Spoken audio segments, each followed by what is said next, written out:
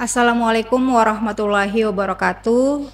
Perkenalkan, saya Sri Wahyuningsi PU, salah satu dosen di Universitas di Makassar.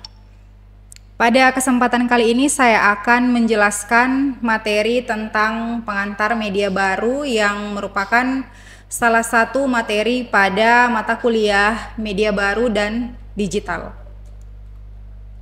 Oke, sebelumnya apa sih sebenarnya new media atau media baru ini? Mungkin new media atau media baru ini bukanlah kata yang asing lagi bagi rekan-rekan, apalagi bagi generasi milenial yang tumbuh di era digital seperti sekarang ini ya. Nah, di sini ada beberapa definisi yang saya ambil dari para ahli tentang new media. Mari sama-sama kita membahas definisi dari new media itu sendiri. Yang pertama dari Arsano Sahar dijelaskan bahwa media baru atau new media merupakan kehadiran media yang semuanya serba digital dan dipengaruhi oleh internet akibat teknologi informasi dan komunikasi yang semakin berkembang. Selanjutnya ada dari McQuail, dijelaskan di sini bahwa new media adalah wadah di mana semua pesan komunikasi bisa terpusat dan mudah untuk disalurkan menggunakan teknologi internet dan melibatkan audiens untuk meningkatkan proses interaksi dan komunikasi.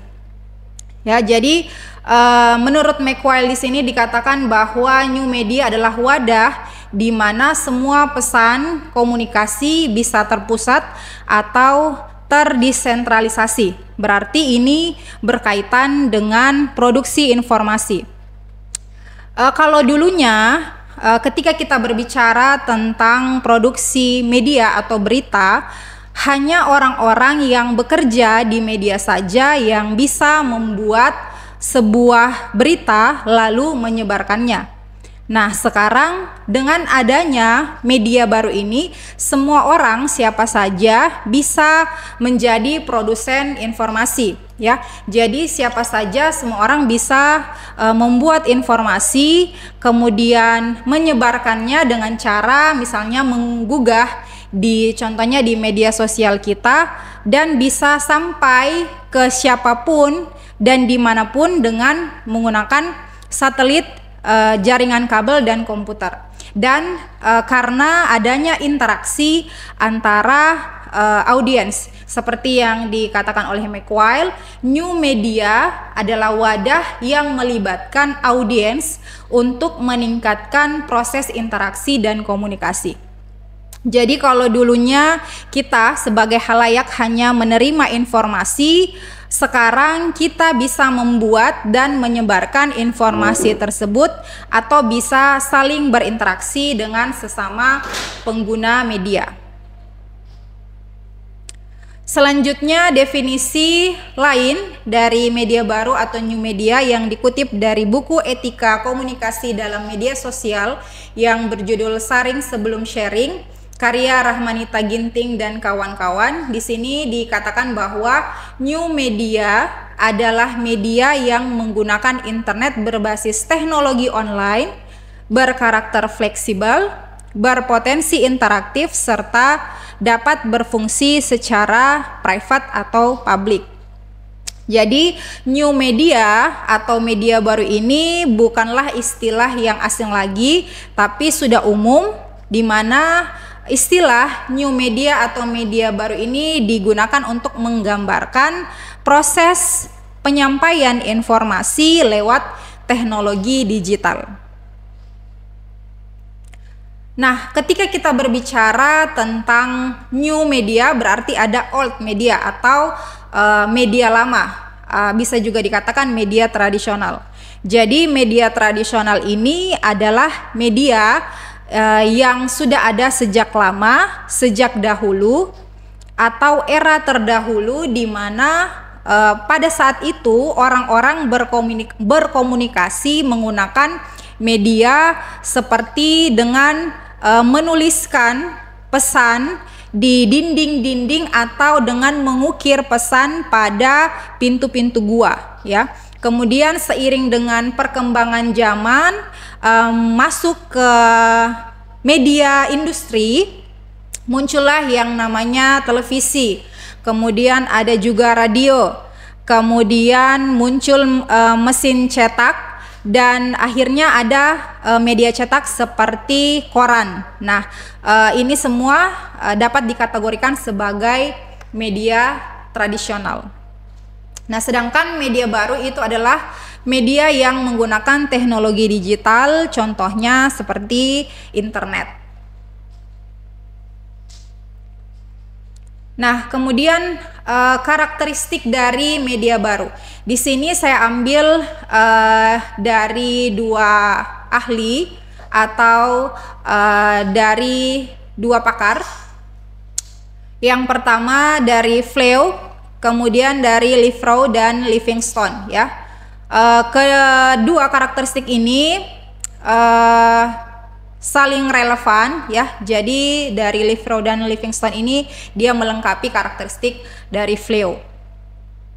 Karakteristik menurut Fleu yang pertama itu ada digitization dan convergence. Sedangkan menurut Livrow dan Livingstone karakteristik media baru itu yang pertama computing dan information technology, kemudian communication network, kemudian digitize media dan konten, dan convergence, ya.